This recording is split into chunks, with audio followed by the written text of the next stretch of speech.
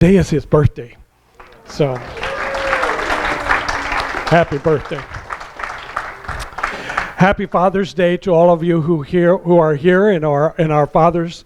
I want to take that to a new level because for 20 years I worked in group homes in foster care and often was serving the children that for whatever reason didn't have a father.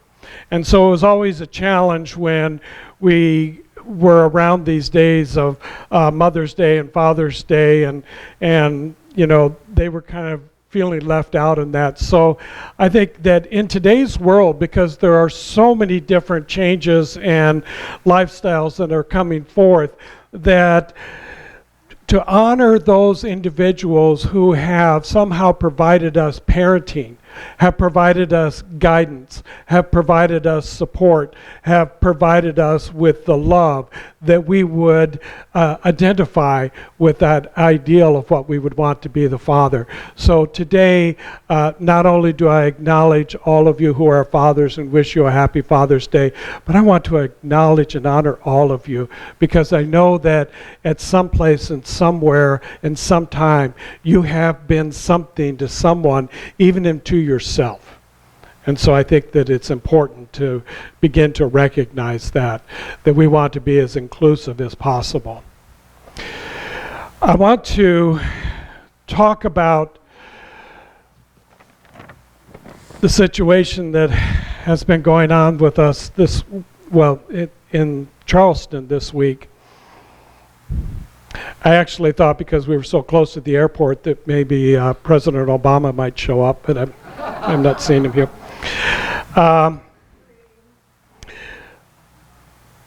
So in the groups and the meetings and the people that I was having conversations this week,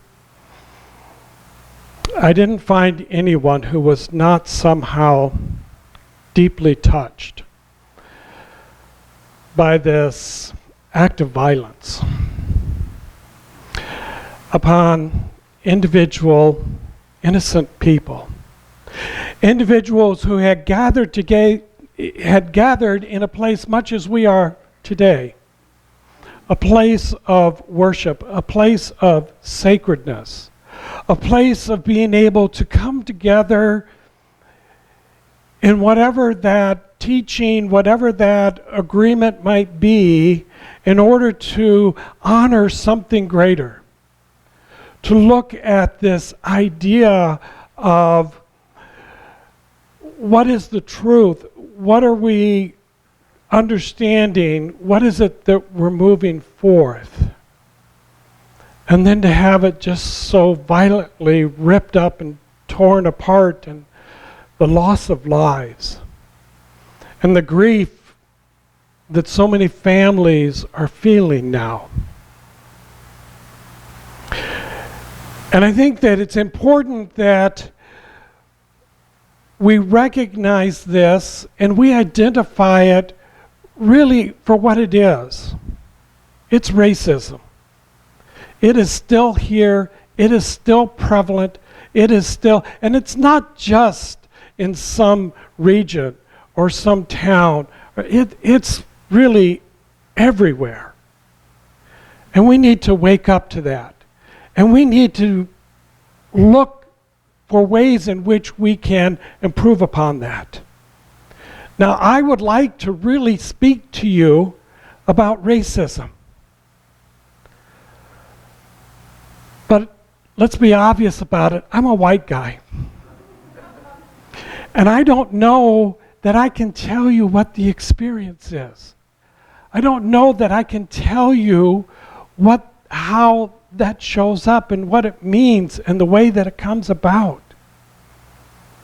In all of my learning and all of my education and all of the training and everything that I've had, I have come to an awareness that being a white male, I grew up and continue to have some sort of privilege that is not necessarily available to each and every person, even though we may want to declare that as our principle.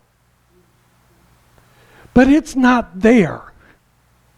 And those of us who have this opportunity to be in this privilege, I believe, must take the responsibility to open that up, to move that out, to take that forth in some way to where we can make that available and acceptable to everyone. Now, I'm not sure how to do that,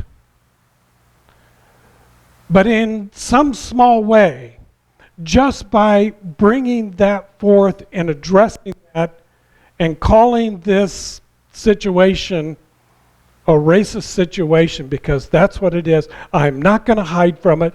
I am not going to avoid it.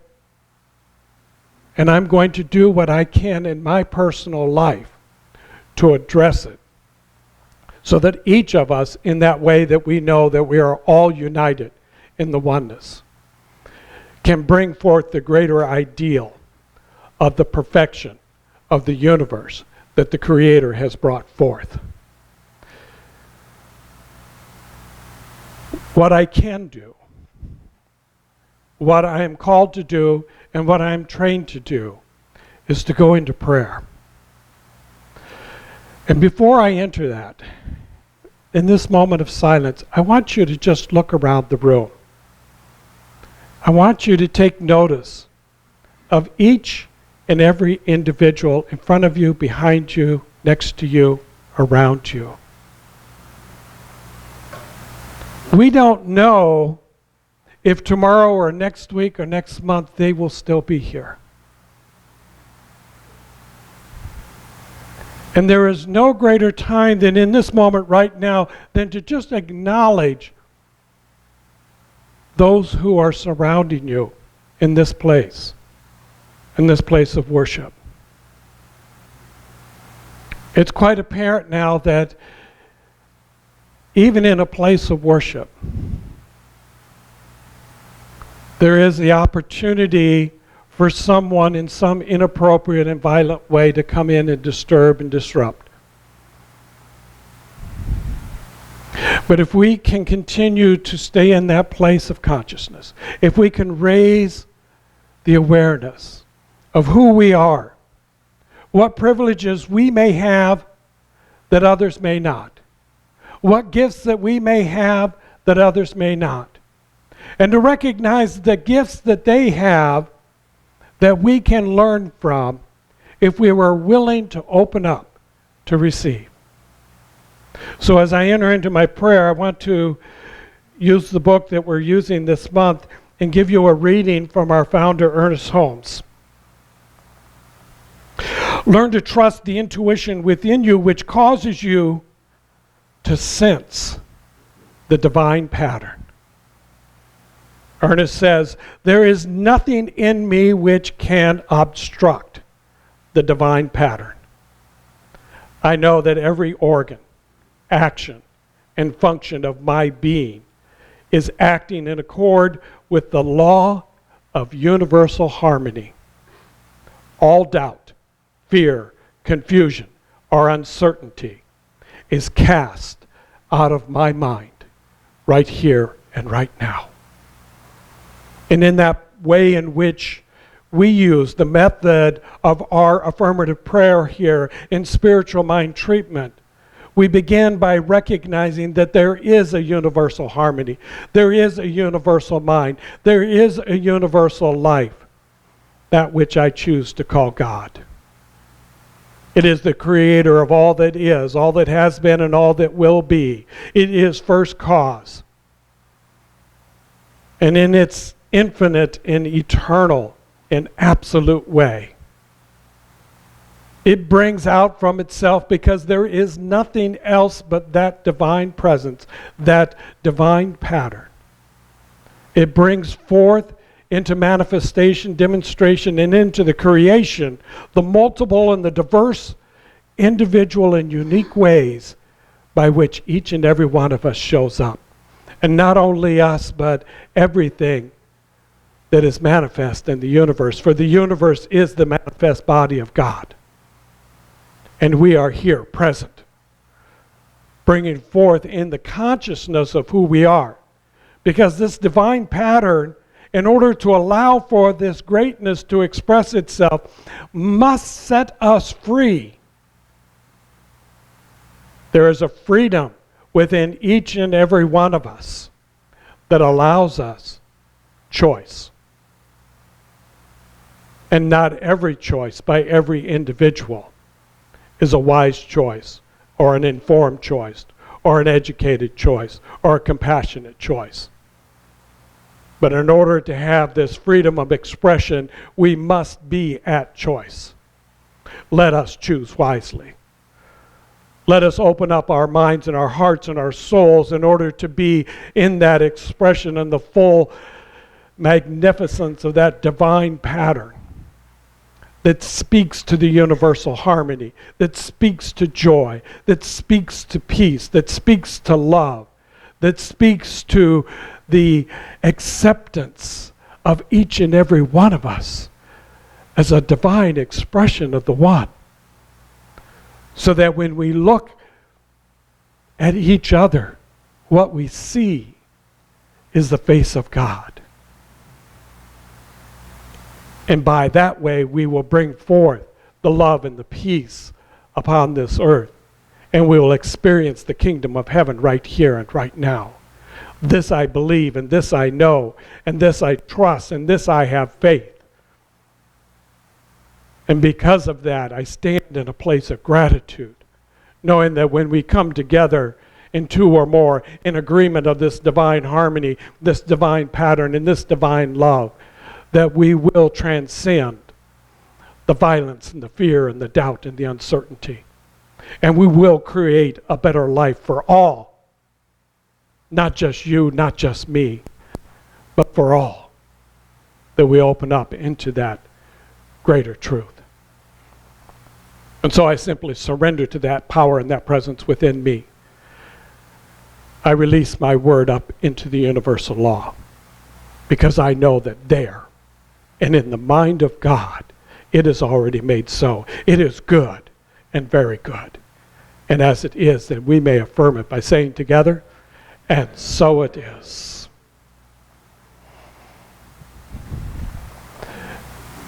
This thing called you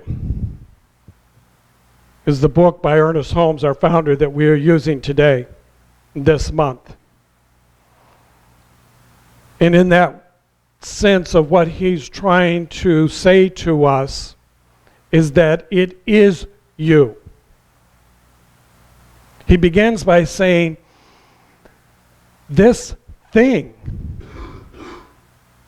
You can call it God, you can call it Allah, you can call it the divine presence, you can call it, whatever you want to call it, but it is the thing itself. And it is you.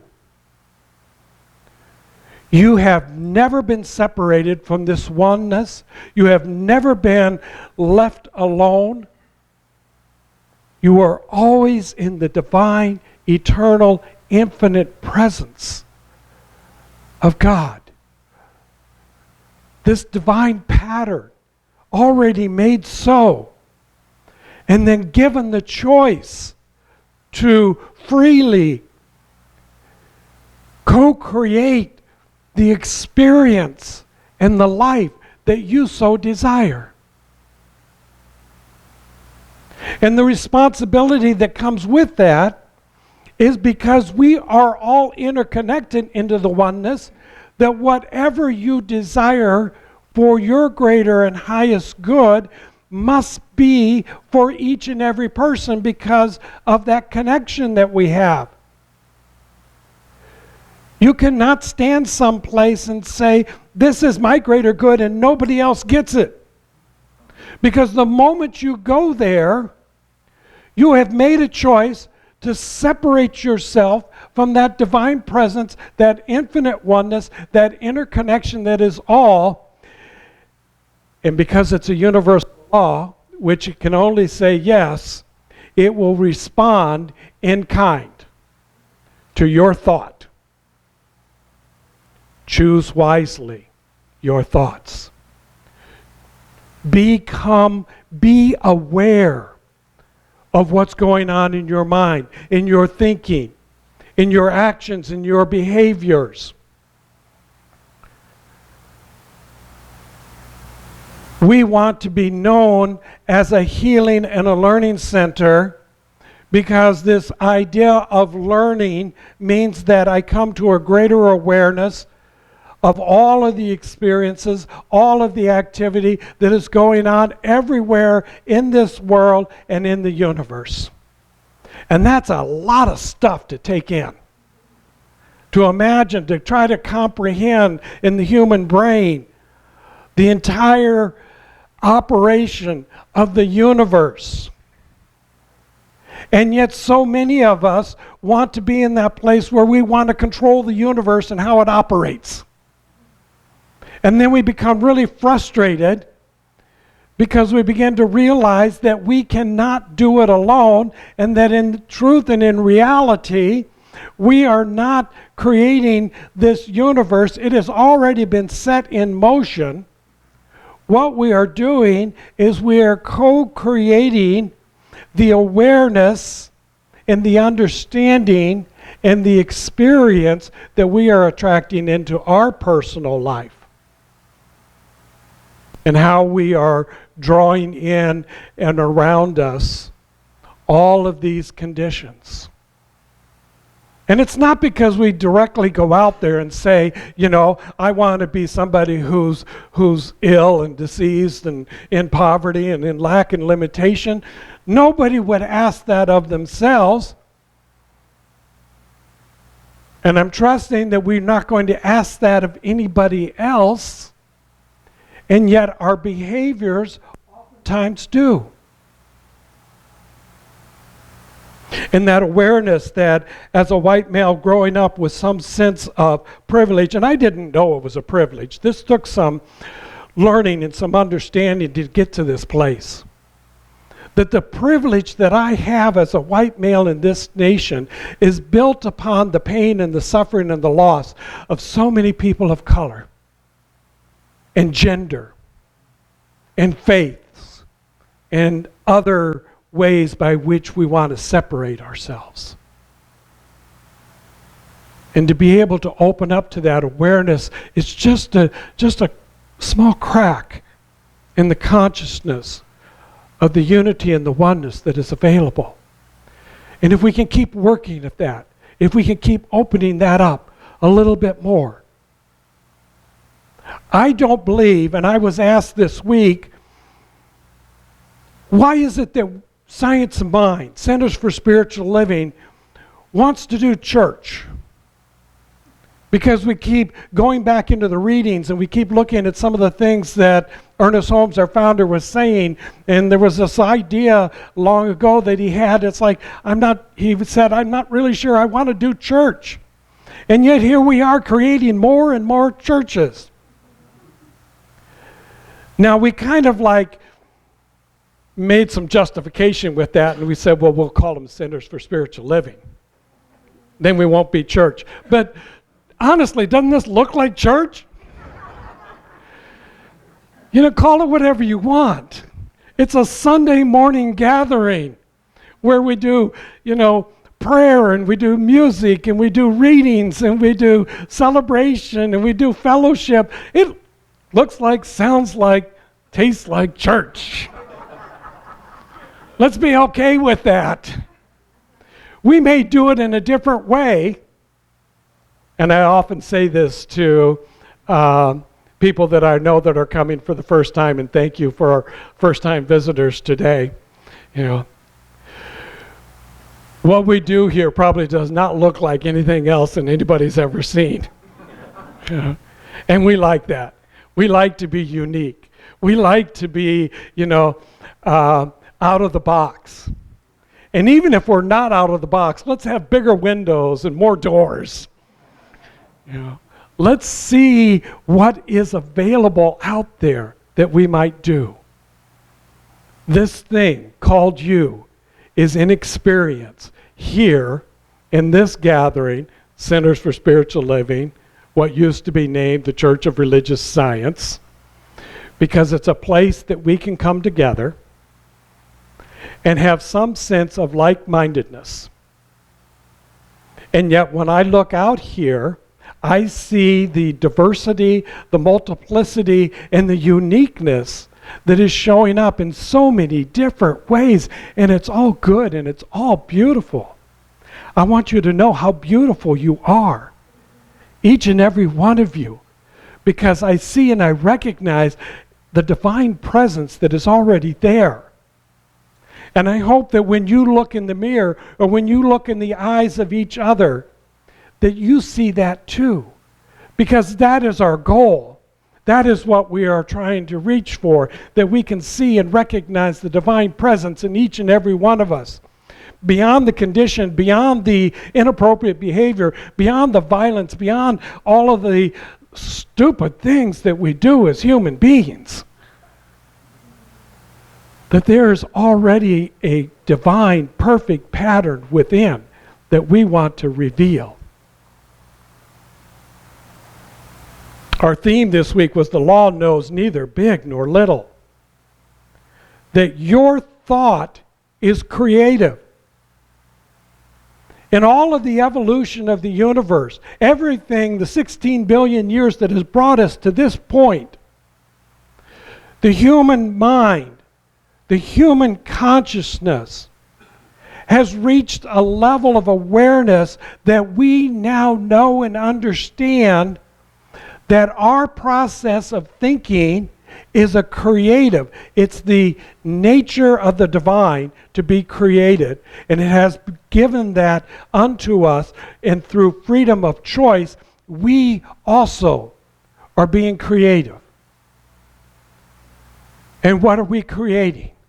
Well, look at your experience, look at your condition, look at the life around you. All of this is being created, co-created by the consciousness of the human race. And I believe we can do better. I know we can do better. Your thought is creative, not because you will, wish, hope, pray, or meditate. It is creative because there is a creative law operating upon it. You did not make this law, you only use it. I reposted something that came across on Facebook. Our current spiritual leader for Sinners for Spiritual Living worldwide, Dr. Ken Gordon, was addressing the Association for Global New Thought at Mile High in Denver this past week. And he had a big thing like this going on behind him, and it says, "There is a power greater than me, and this power can use me. This power can use me.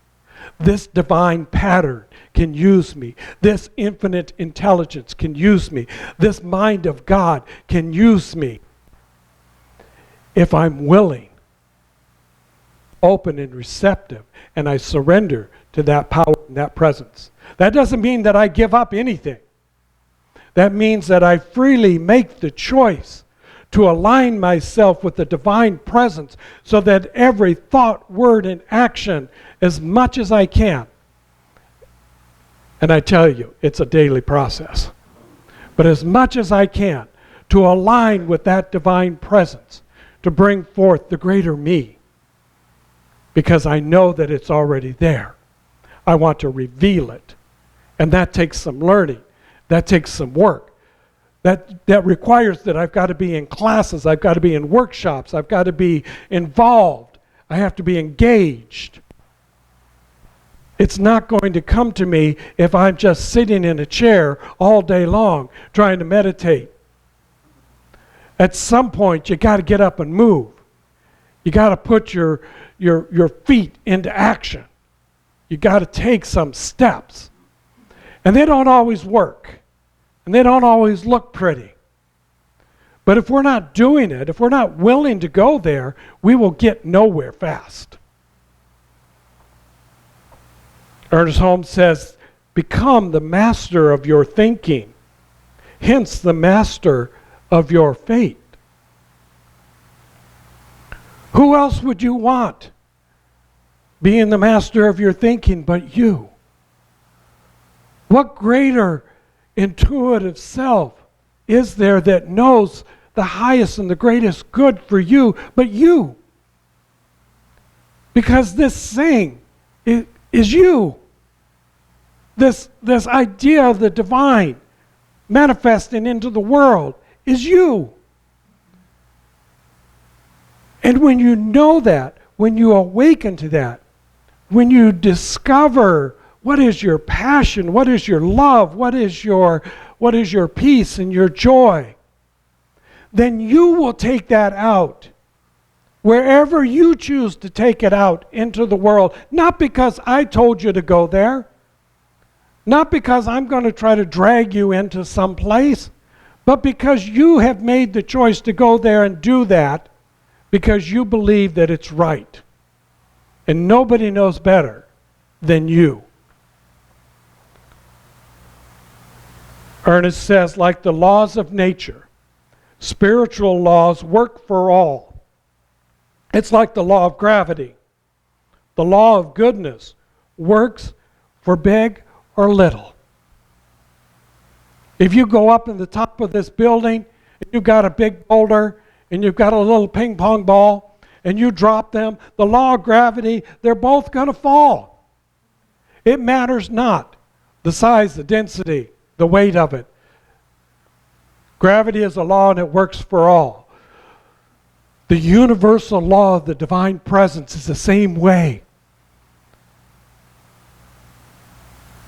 There was a question I heard often this week. Why does God allow such violence to happen, specifically in a place of worship? It's the only way that we can be free.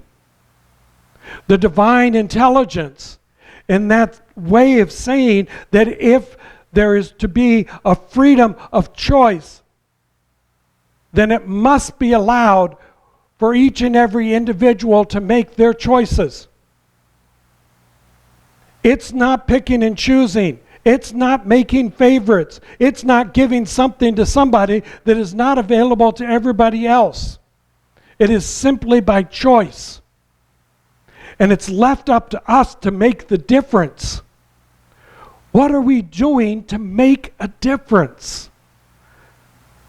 We have to wake up to ourself first. The self, the capital S, within. The divine pattern within. We have to wake up and become conscious of this God within ourselves. And then we begin to see it and recognize it in each and every other person. Ernest Holmes says that the creative law is perfect making. Those of you in emergence class have heard this in other places too. The creative law is perfect making. There is already a perfect pattern within the living Spirit Almighty. In our Declaration of Principles, posted over here on the wall, the number 1 says, we believe in God, the living Spirit Almighty. Not something that was in the past, not something that's yet to be discovered, not something that's wandered off and left us alone or lived someplace out in the cosmos, but the living Spirit Almighty in each and every moment, in each and every place, omnipresence, omnipotent, everywhere, in everything, in all time. That's what we believe in. There is a pattern of perfection at the center of your being, which has never been tarnished or disturbed or diseased. This is the spiritual awareness that we are awakening to through our daily practice. A divine pattern of perfection at the center of your being that has never been touched, never been diseased, never been disturbed, never been tarnished. It's there within you. Through daily practice. And it really has to be more than daily practice. Pray unceasingly is the message that we were given. Everything should be a prayer. Yes, we have spiritual mind treatment. We have 5 steps of affirmative prayer. And we do them now and again. But everything should be a prayer. Everything should be an opening to that glory of the divine pattern that is already within. And as Donna said so brilliantly in her practitioner moment, love is all there is. Love is the fulfillment of the law. It's more than a sentiment. It is a deep sense of unity, beauty, goodness running through all of life. Love is.